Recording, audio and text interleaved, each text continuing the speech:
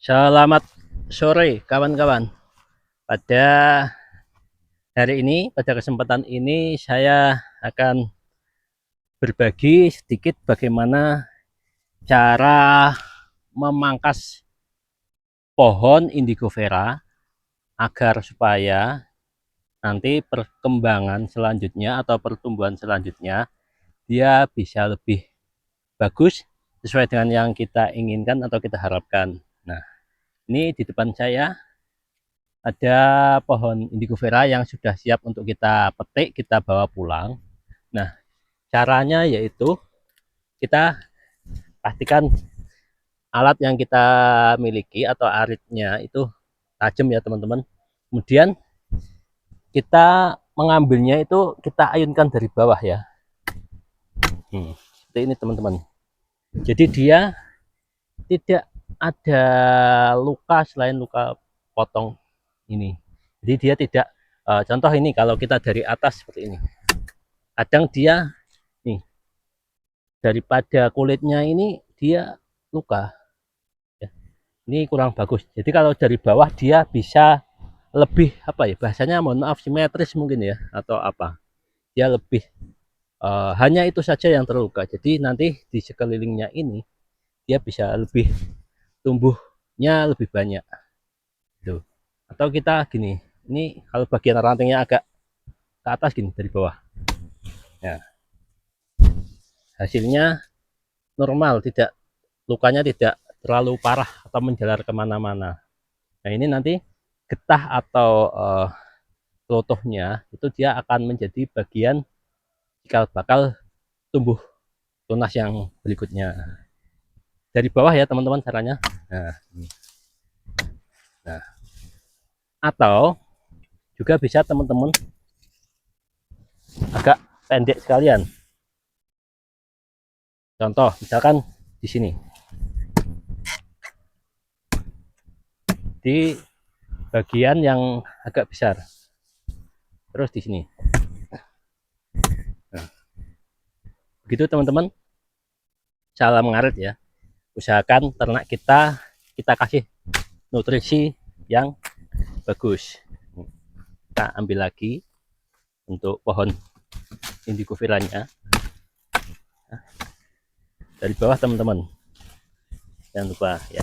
Ini berlaku untuk uh, jenis ramban yang lainnya, misalkan pohon singkong, pohon kaliandra, pohon clericide atau pohon gamal, itu juga caranya seperti itu. Ini bukan bermaksud menggurui teman-teman, ini pengalaman, berbagi pengalaman, sharing yang kita lakukan. Jika ingin tumbuhnya setelah kita pangkas itu maksimal, bagaimana treatment pemotongannya juga harus diperhatikan ya. Nah selain itu kita juga cara memotong, mengambil rumput odot atau paksong itu juga ada pengaruhnya teman-teman ya. Usahakan kita ngambilnya sampai ke bawah teman-teman, sampai ke bawah agak mepet tanah, itu nanti pertumbuhannya juga akan lebih bagus daripada yang kalau ngambilnya rumput odot ini agak ke atas. Kadang ada beberapa peternak atau orang yang rumput mencari pakan itu ngambilnya ke atas gini. Mereka pikir karena ternaknya yang paling suka di bagian atas hijaunya ini, tapi beda di tempat kami atau saya khususnya, dia ternak itu suka yang bawah, malah yang didahulukan dimakan itu yang bawah ini, yang kayak tebunya ini.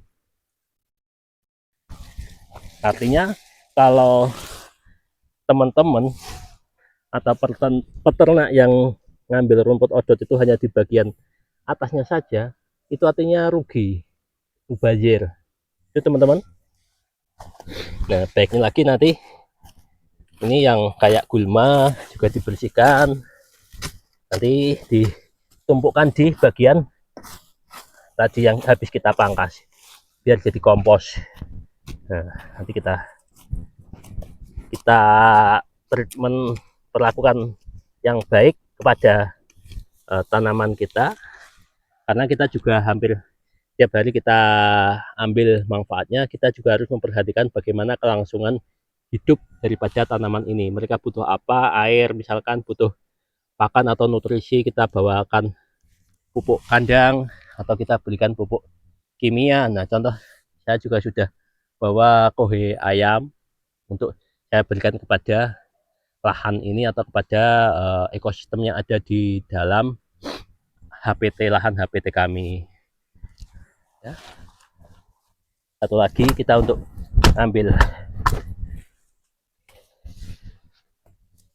rambannya, ingat dengan teknik yang benar.